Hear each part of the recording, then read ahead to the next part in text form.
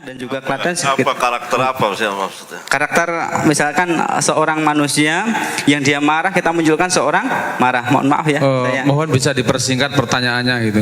Iya, itu tadi pertanyaan saya. Iya, Maksudnya contoh. Contohnya gini, saya berikan suara gitu ya.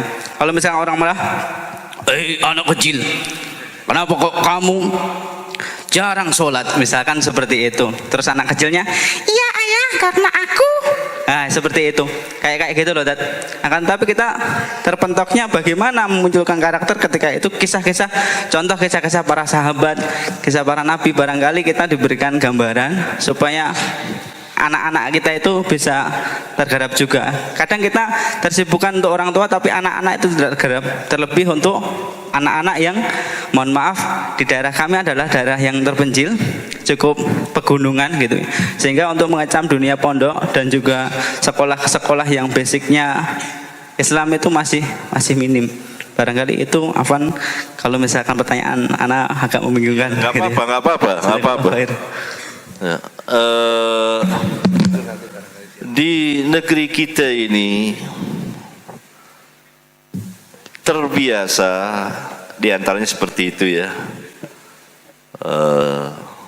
ada meniru suara ini juga dengan belajar anak-anak dengan memakai gambar langsung, padahal ini mengurangi daya berpikir anak itu sendiri. Ini hikmahnya Nabi tidak membolehkan menggambar. Kalau sekarang kan mau buat cerita ada gambar, sehingga anak itu daya berpikirnya mati. Tapi kalau cerita itu bentuk tulisan saja, dia membaca, itu daya pikirnya berjalan tanpa gambar. Daya pikir berjalan. Ketika dia sudah dibuat gambar, dia hanya terfokus itu. Ada kisah para nabi, gitu, gambar. Itu mati daya pikirnya, menerawang, mati. Tapi kalau bentuk tulisan, itu anak-anak kecil kan kita nggak tahu, pikirannya jalan. Demikian juga dengan suara-suara seperti itu.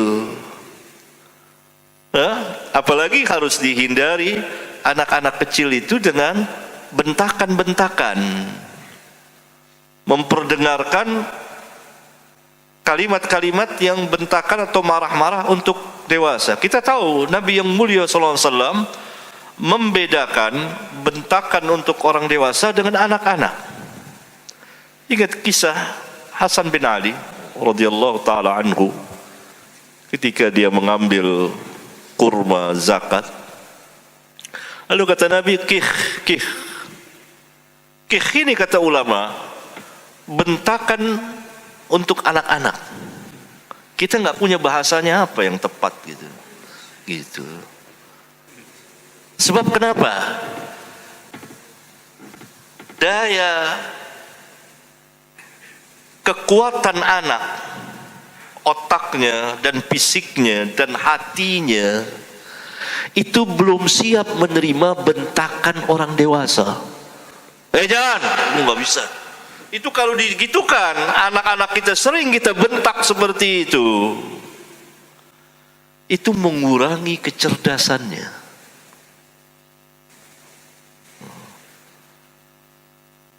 Ada kegoncangan, dan nanti dia akan terbiasa. Karena itu kita lihat, belum pernah ada seorang pendidik anak dan penyayang anak seperti Nabi yang mulia alaihi salatu wassalam. Sangat penyayang sekali dan mendidik, dan pendidikannya berjalan sesuai dengan kekanak-kanakan.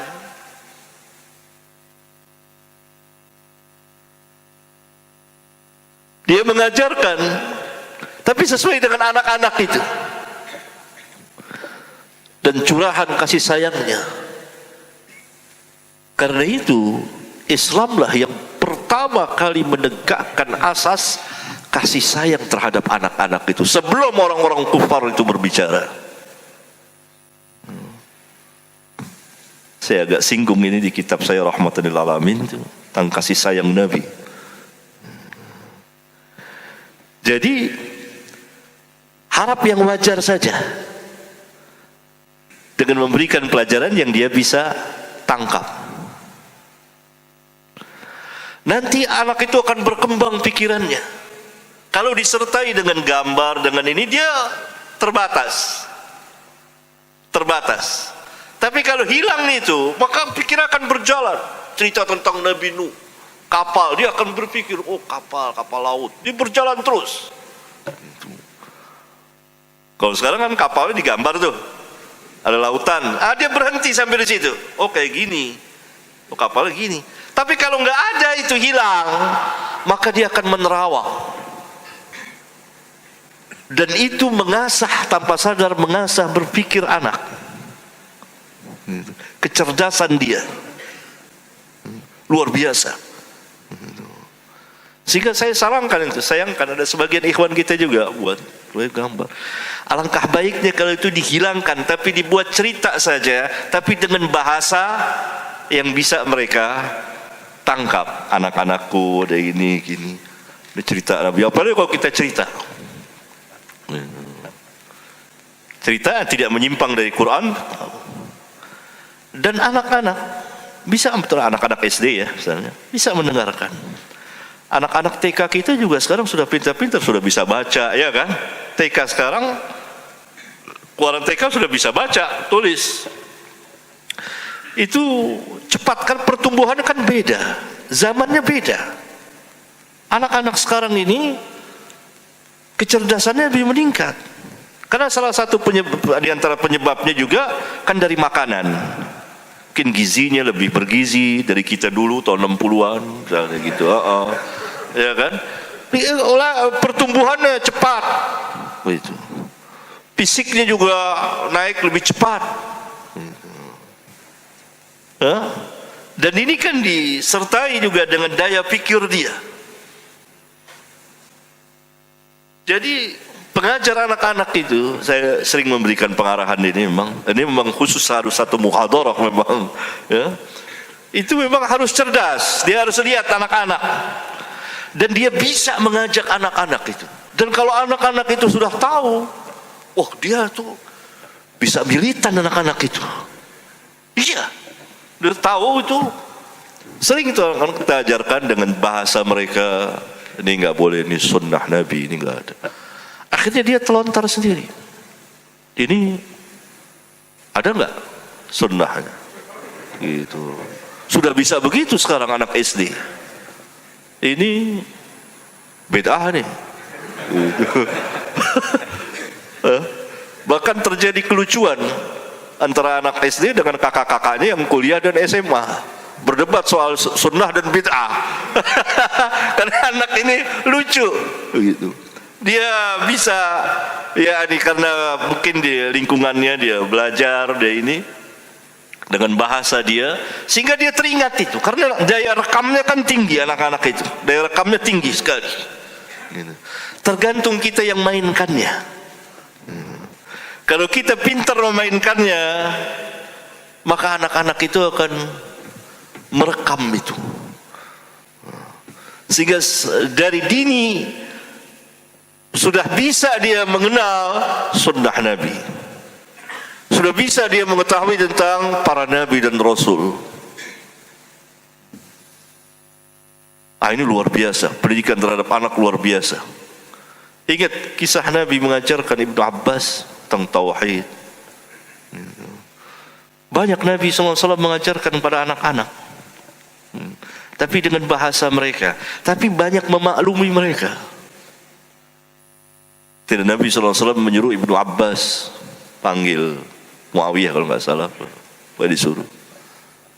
Tidak kunjung tiba, Ibnu Abbas jalan ketemu anak-anak lain main. Anak-anak ketemu anak-anak main. Itu anak-anak. Tapi Nabi samperin hanya dicolek doang. Karena tahu itu adalah anak-anak. Itu anak-anak.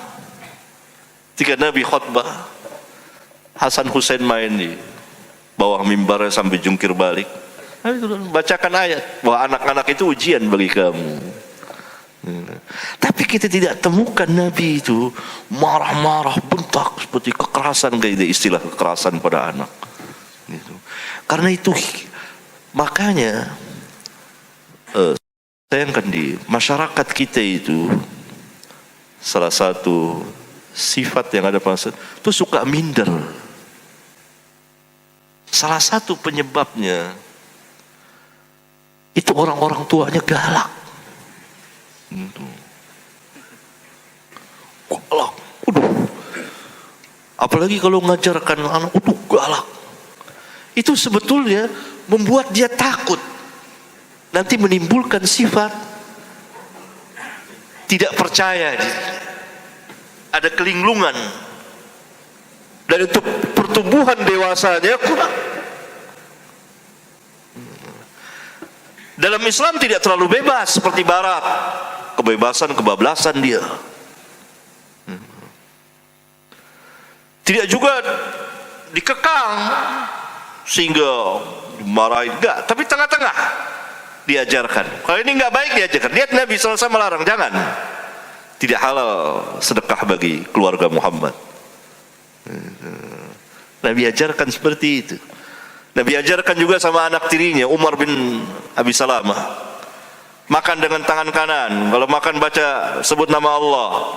Makan dengan tangan kanan, makan dari yang dekat, makan dengan ngacak gitu.